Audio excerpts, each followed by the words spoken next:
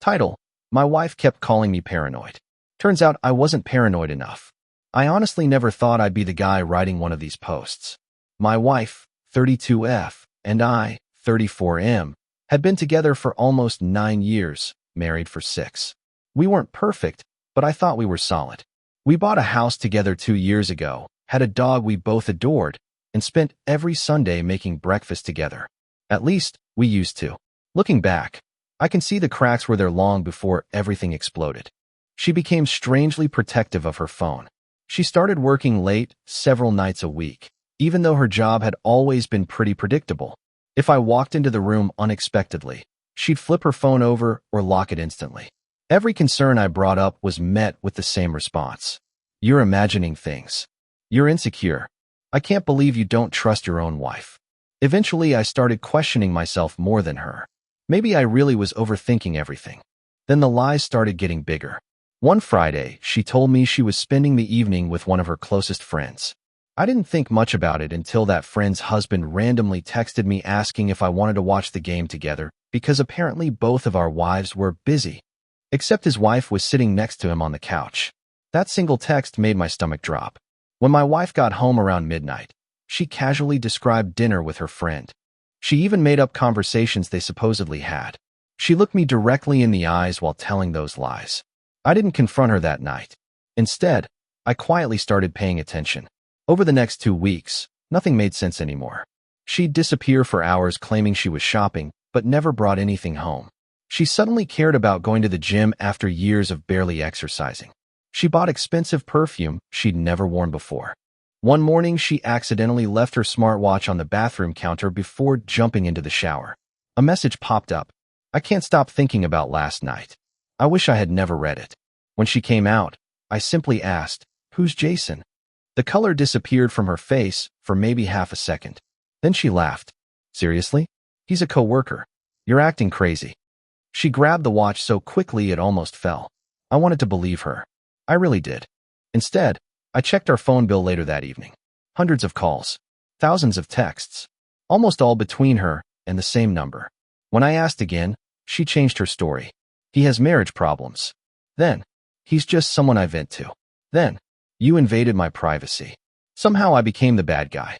A few days later, another bomb went off. A woman I'd never met messaged me on Facebook. She introduced herself as Jason's girlfriend. She apologized for contacting me, but said she discovered my wife and Jason had been seeing each other for nearly 8 months. She attached screenshots, hotel reservations, photos together, messages, voice recordings, everything. There was no denying it anymore. I remember sitting in my car outside work for almost an hour because I physically couldn't drive. My hands wouldn't stop shaking. When I finally confronted my wife that night, I laid every screenshot on the kitchen table. She stared at them silently. Then she said something I'll never forget. "So what?" Not "I'm sorry." Not "please let me explain." Just, "So what?" According to her, I had become boring. Apparently, working overtime to pay our mortgage meant I wasn't giving her enough attention. She said Jason made her feel alive. Then, within the same conversation, she insisted they never actually slept together. I pointed at the hotel receipts. She changed her story again. Okay, it only happened once. 5 minutes later. It wasn't physical until recently. An hour later. It was only emotional. Every sentence contradicted the previous one. I realized she wasn't trying to tell the truth. She was trying to find whichever lie I'd accept. The next morning, I packed a bag and stayed with my brother. I thought that would be the end. It wasn't. 3 days later, she showed up crying, begging for another chance. She promised counseling. She promised transparency. She promised she'd block Jason forever. Against my better judgment, I agreed to meet her for coffee and hear her out. Halfway through the conversation, her phone buzzed. She instinctively flipped it upside down. The exact same thing she'd been doing for months. I asked her to unlock it. She refused. That was all I needed. I stood up and left. A week later, I learned she'd never stopped talking to Jason. She'd only changed his name in her contacts. That should have been the biggest surprise. It wasn't. 2 weeks after I filed for divorce, Jason dumped her. Apparently, he'd been seeing someone else at the same time. The woman she'd betrayed me for had cheated on her too. She called me crying, saying she'd made the biggest mistake of her life. She wanted to come home. For a split second, I almost felt sorry for her. Then I remembered every lie. Every night I questioned my own sanity, because she convinced me I was imagining things. Every time she mocked my concerns. Every fake smile. Every fake apology. I told her I hoped she found whatever she was looking for, but it wasn't with me anymore. Signing the divorce papers hurt more than I expected. Even when someone destroys your trust, you're still saying goodbye to the future you imagined together. That's the part nobody really prepares you for. The hardest nights weren't when I was angry. They were the quiet ones. The nights when I'd instinctively reach for the other side of the bed before remembering she wasn't there anymore. The mornings when I'd make enough coffee for two without thinking. The random songs in grocery stores that suddenly made my chest feel heavy. Healing wasn't dramatic. It was painfully ordinary. Little by little, life became mine again. I started seeing friends I'd neglected. I picked up old hobbies. I went to therapy. For the first time in years, I stopped wondering whether every conversation hid another lie.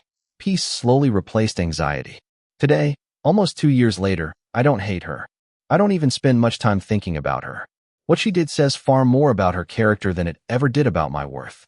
If anyone reading this is constantly being told they're crazy, jealous, or too sensitive, don't ignore your instincts forever. Sometimes trust means giving your partner the benefit of the doubt. But trust also requires honesty from both people.